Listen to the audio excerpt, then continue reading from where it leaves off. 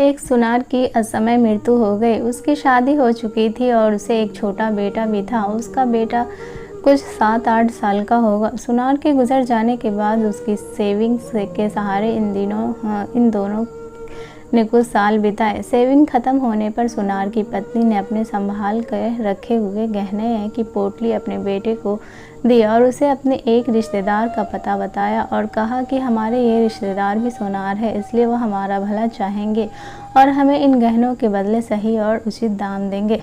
तुम उनके पास जाओ और इन्हें बेच के आओ।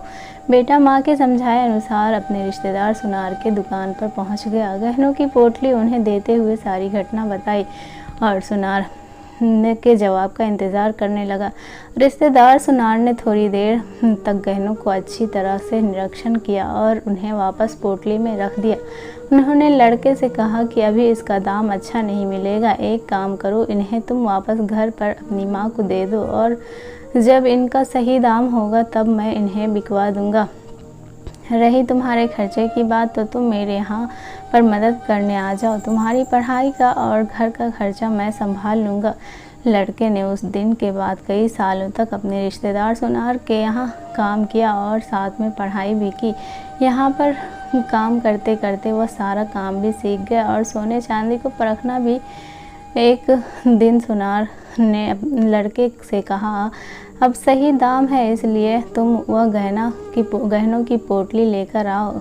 लड़के ने घर जाकर अपनी माँ से वो गहनों की पोटली मांगी। क्योंकि अब वह सोने चांदी को अच्छे से परखना जानता था, इसलिए उसने एक बार तसल्ली के लिए गहने पोटली से निकाल कर देखे। उसे बहुत आश्चर्य हुआ क्योंकि सारे के सारे गहने नकली थे। वह निराश होकर सुनार के दुकान पर पहुंचा। उसने जाते ही सुनार से प्रश्न किया, आपने मुझे तभी क्यों नहीं बताया कि गहने नकली हैं? सुनार ने कहा कि घर में तब तुम्हें गहनों की सच्चाई बताता तो तुम लोगों को लगता कि तुम्हारे बुरे समय की वजह से मैं तुम्हारा फ़ायदा उठाना चाहता हूँ, इसलिए गहनों को नकली बताकर तुम्हारी मदद नहीं करना चाहता या उन्हें हड़प लेना चाहता हूँ।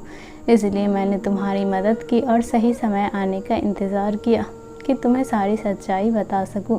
लड़के की आंखों में अपने रिश्तेदार सुनार के लिए कृतज्ञता की आंसू थे। उसने उन्हें धन्यवाद दिया और उनके पैर छुए। दोस्तों, हम में से कई लोग कहते हैं कि रिश्तेदार मतलबी होते हैं या रिश्तेदार हमारे काम कभी नहीं आते।